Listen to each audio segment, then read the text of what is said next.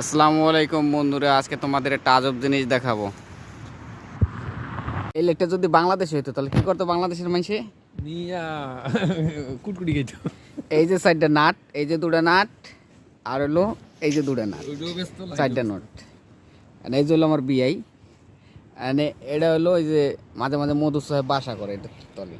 এটা যদি বাংলাদেশে হইতো নিয়ে কি করতো বিআই? কটকুটি কুটকুটি খাইতো। কটকুটি খাইতো। এটা একটা শিবের মাথা, ঠিক আছে? সামনে করে মনে হলে দেখা যাবে শিব, আসলে এটা শিবের একটা মাথা, এভাবে তৈরি হয়। এটাই দেখাইছে। আরো সৌন্দর্য আছে সামনে। ওই যে এটা আসলে সাগর পারে, আলমারে আনকোনা।